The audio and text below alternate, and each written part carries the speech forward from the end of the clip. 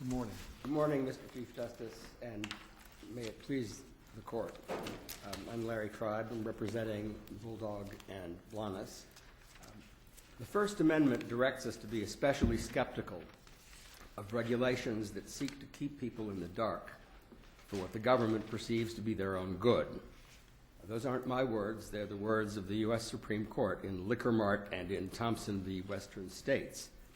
It's a mandate that we believe applies with maximum force, whereas here the government has stipulated that it is suppressing truthful, non-misleading information that does not concern the unlawful sale of unregistered securities or any other unlawful transaction. Well, suppressing until you register.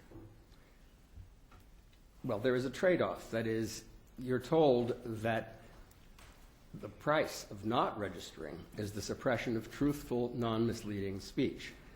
So it is the kind of deal that the Supreme Court has held unconstitutional repeatedly, from cases as early as Spicer v. Randall, most recently to Thompson v. Western States. That is, you cannot use truthful, non-misleading speech about a lawful transaction as a bargaining chip to make the government to make you comply with the government's preferred mode of expression. Well, the Central Hudson case gives us a test to apply, doesn't it? Well, Central Hudson would give us the test if we were dealing purely with commercial speech.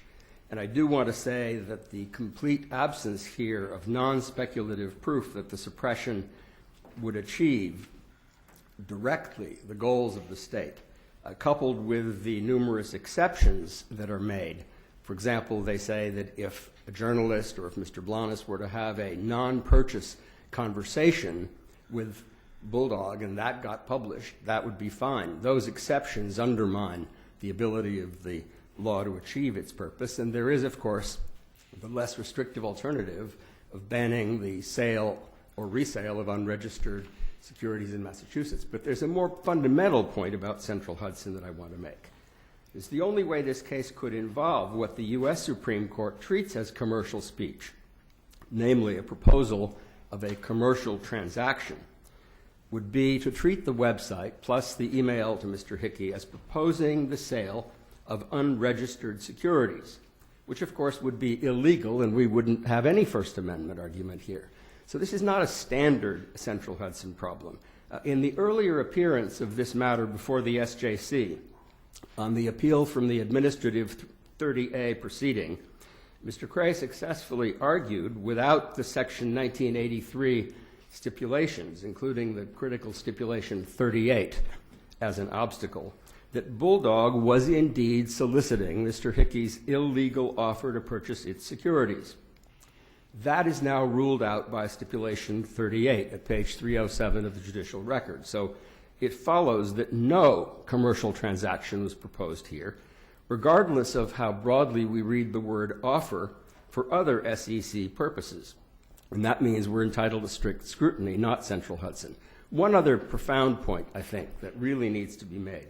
The whole point of Central Hudson was to give the government some power, limited power, to suppress even truthful, non-misleading speech when it could be shown that the speech, even though truthful, even though not misleading, would lead to some harm to health or the environment other than an informational harm, and that a measure of speech suppression was needed to correct the problem.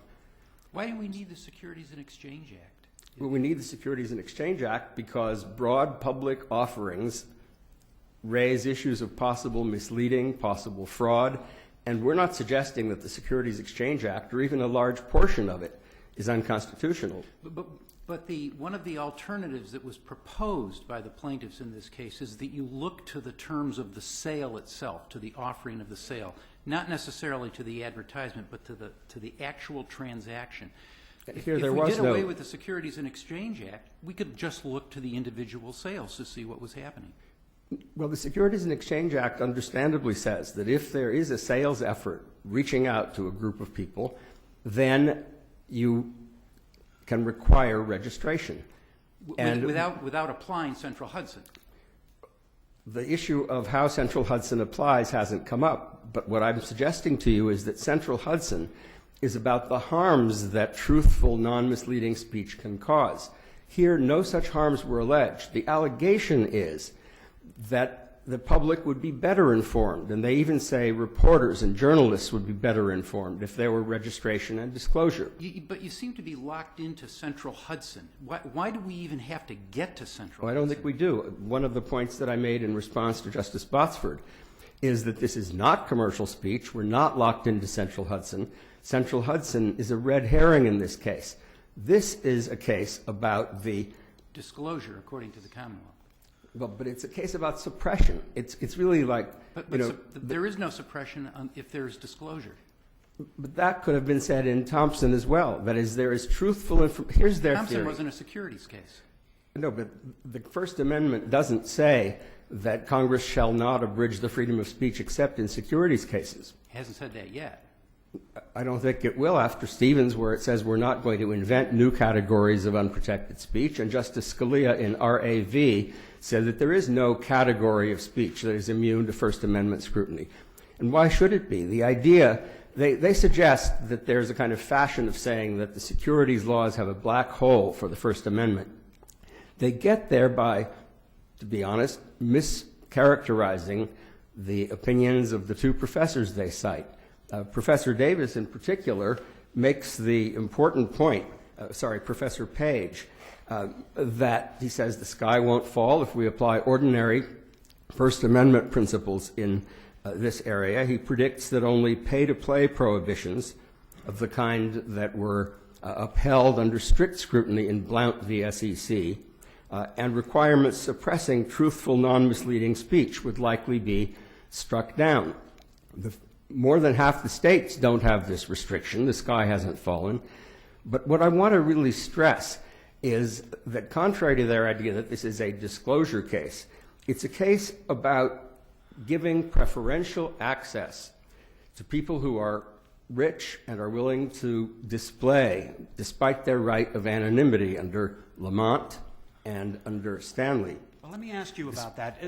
I must say I am a little confused by this, and I'll certainly ask the Assistant Attorney General. Let's assume for a moment that this website had all of the information that was, including what was on the website and what was in fact emailed to the Massachusetts resident. Assume it had all of that information right on the website for anybody to look at, and had this, and said that this offer is not being made in jurisdictions where it's not registered or appropriately exempted. If it says that, as I read the CMR, the Massachusetts regulations, that would be okay. Well, it appears that it would be, but it seems to me the critical point is that they are saying that certain people who have enough money and are willing to reveal the details of that online are entitled to read this, but ordinary journalists like Mr. Blanas and others are not entitled to read it. They take the position that this is not a rich readers only rule because rich and poor alike ultimately have the same access. Anybody can just call up the hedge fund manager and have a conversation. But you're only telling us half of what the regulation says. The regulation says that they can't that only this limited class of people can read it. But if they registered, everybody could read it. But that is precisely in Thompson. It was said that people can't look at this advertisement unless, of course, they register the compounded drug with the FDA, which will then give better disclosure to the people. But the Supreme Court has always said, including in Thompson, that it is not a legitimate end of government to decide that even though the information you are giving out is truthful and non-misleading, and that means there are no material non-disclosures or else it would be unlawful, that the government can require you to be silent and can deprive others who have no interest in investing from looking at the information and learning from it unless you register and adopt the government's alternative format of information. But it is not the government's role in our system to decide that the best way to inform people is to silence truthful communication and make them tell people things in the government's preferred format. But But doesn't, what it doesn't, this is an obtuse question, I'm sure, but it would seem to me that the logic of that suggests that any commodity or product, including securities, that is the subject of regulation, those regulations become totally meaningless, because why would anybody bother to register when they can do whatever they want to do without it? It's not that they can do whatever they want to do. They can't commit fraud. They can't give out misleading information. Okay, but let me take your point. obviously registration and regulation But they could goes make them beyond- register. You see, the Supreme Court has said that when you have an alternative to achieve your goal, and here their goal is to induce them to register, and you can achieve it with no suppression of speech, that's what you have to do. That's why in Thompson, despite the fact that your very argument was made, the court said that you can make them register the compounded drugs. What you can't do is play a kind of unconstitutional blackmail and say, people who want to read what you have to say, truthful though it is, can't do it unless you submit to a different regime of regulation. I've never seen any case that the Supreme Court has ever upheld requiring or permitting that kind of trade-off. It's really not the government's business to decide what is the best way to get truthful information to people. In all of the SEC cases, the standard whole point of the SEC was to prevent misleading information from reaching the public. The SEC could at any time decide that only registered securities can be sold to the public. But their witness has taken the position that that would be a bad idea because it would give up some of the benefits of private offerings and unregistered selling. Is Thompson your best case? Thompson is the closest case in point, Your Honor. But Thompson involved, the underlying facts of Thompson involved an illegal act, or potentially illegal act, the selling of drugs that had not been approved by the FDA. We don't have that here. Well, what they're claiming, and they certainly claimed it in the 30A proceeding, was that there was an attempt to commit an illegal act by soliciting an offer to purchase unregistered securities, and that it was only a fig leaf that this was not an offer. The very fact that we don't have an illegal act strengthens our case. It doesn't weaken it. Well, it may strengthen your case as to the Central Hudson analysis, but you've already said that's a red herring. It strengthens it with respect to the First Amendment generally. That is, the First Amendment generally does not allow the government to say, this speech is truthful, you must submit to regulation. I mean, take dangerous products, jumbo mortgages, whatever. The government can say that only certain responsible, sophisticated, wealthy adults can buy this stuff. But what it has never been allowed to say is that only wealthy, sophisticated adults can anonymously read about it unless you give up that right, and you're sacrificing the rights of your readers as well as your own, and submit to an alternative system of registration and disclosure. It's not even alleged in this case that the disclosures that would have come straight from this website, and I remind you that they say it's okay to have those reach the public if it comes through the indirect conversation of a journalist or someone else with the manager of the hedge fund.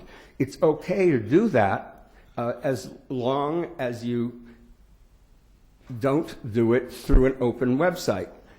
What that does is just basically say that only certain people can get this information. And that idea of a rich readers only rule is not only elitist and paternalistic toward ordinary citizens, ordinary adults, but it is in addition a discrimination against the poor. When they say that the poor have the same access because they can make a phone call, it's really like Anatole France's majestic equality of French law that forbids rich and poor alike to sleep under the bridges of Paris. But anyway, what Tell me about the homeless overbreadth of people this? that are looking at Bulldog's website. I mean, this switch of rich, well, Sorry, rich and what poor. is your problem with it's it? just that I guess I'm having trouble with this populist argument when we are talking about a hedge fund that is trying to get out of regulation. No, it's not. The hedge fund wants to make information about its philosophy and its investments available as broadly as possible. It is stipulated that it would not have consummated a transaction with anyone who was ineligible to buy. I don't see in one sense it's trying to get out of regulation. And the point also is that this hedge fund is making the information available in a truthful, non-misleading way that will not lead to an illegal transaction. I see my red light is on, but I wonder if I... Do you know what that means? Pardon? I said, do you know what that means? I know it means I should stop. But I'm going to invite you to conclude. Well, I guess my conclusion would be that I haven't yet had a chance to speak about overbreadth, which wasn't waived, and which is fatal here, just as it was in the Mendoza case written by Justice Cordy. And the reason it's fatal is that unlike Fox, this is not a case where you can separate, let's say, the sale of Tupperware from the offering of a course in cooking. In this case, the same broad, sweeping, unbounded definition of any speech that will arouse interest in the securities that gives rise to this enforcement proceeding is the very same one that applies to everybody. There's no way to sever the unconstitutional applications of this overbroad statute, so that even without reaching Central Hudson, I can't imagine a serious First Amendment argument that would not have to conclude that this law is doomed. Thank you, Counsel. Thank you.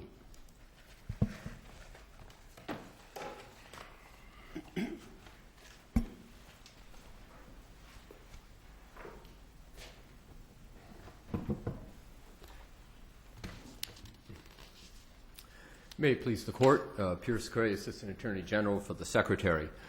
The Supreme Court has repeatedly stated that the core purpose of the commercial speech doctrine is to promote the flow of information to consumers. However, the State Securities Act and its regulations do exactly that, maximize the flow of investment information by the means of detailed disclosure requirements. Can you explain to me, what could Bulldog do on the Internet? What could they do that would satisfy Massachusetts? Could they put all of the information that they sent to the investor or the inquirer here, just put it all on their Internet website?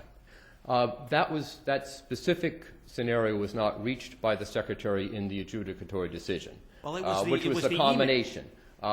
And I can't give a definitive answer to Your Honor's question about the hypothetical, the Internet standing alone. The exemption, certainly on its face, does have language suggesting the Internet standing alone is enough.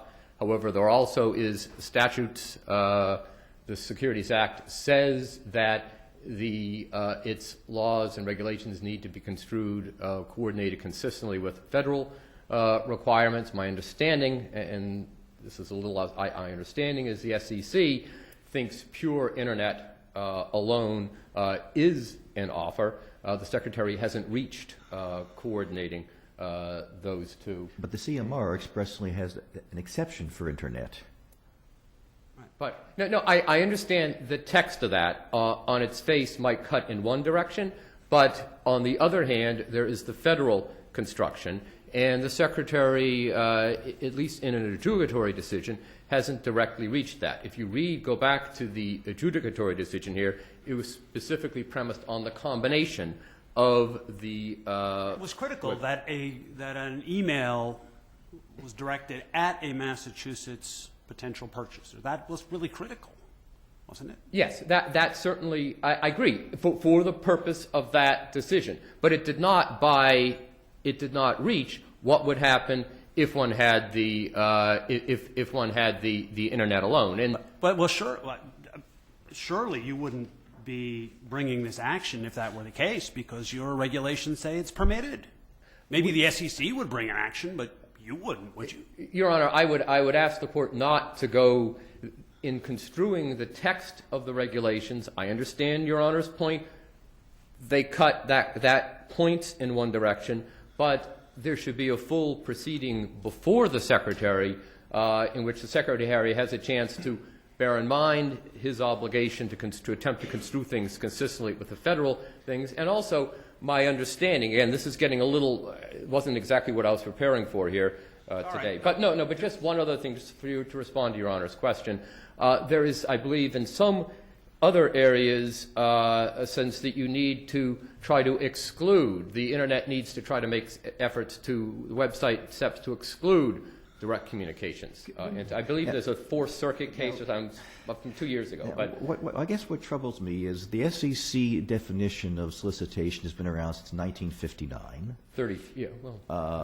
That specific formulation, which Judge Fabricant used, the SEC has been applying these rules, and 1980 was Central Hudson.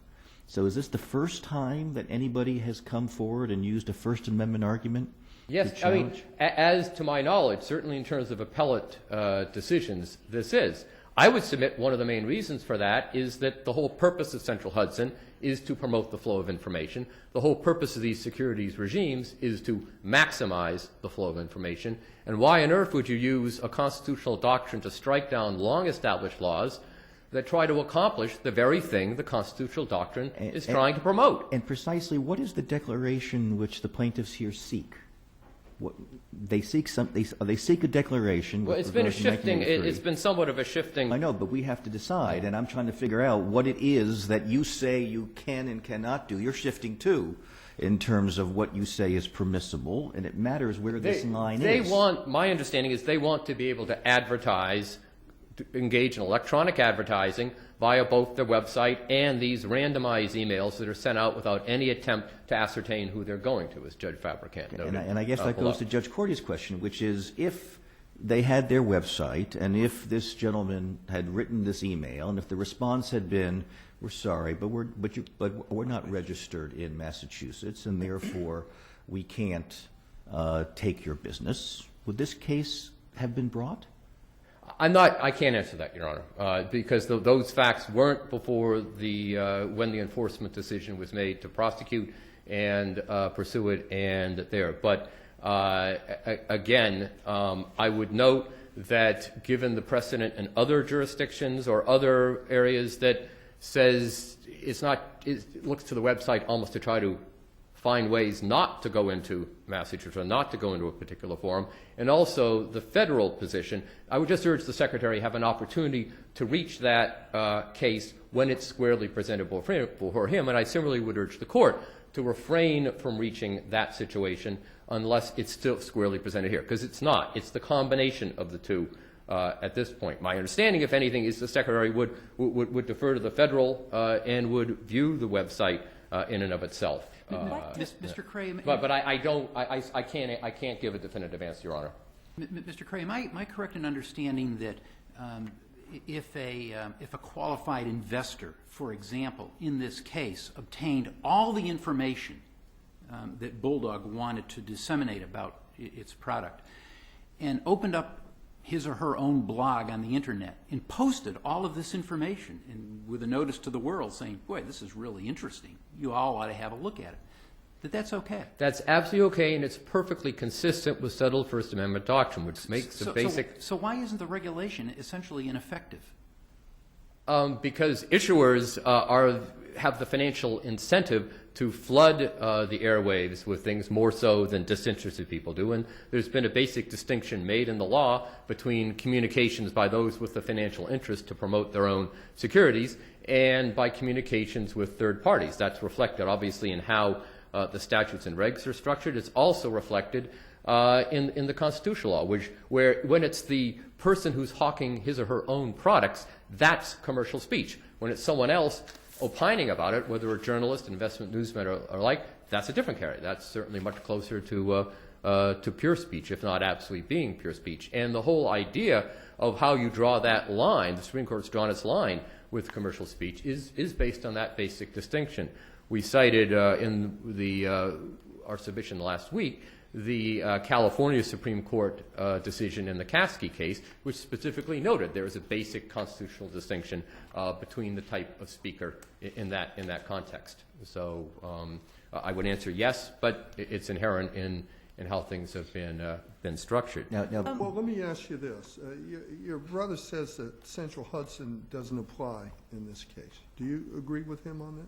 We agree, but for entirely different reasons. And the reasons are, our view, it should be governed by rational basis.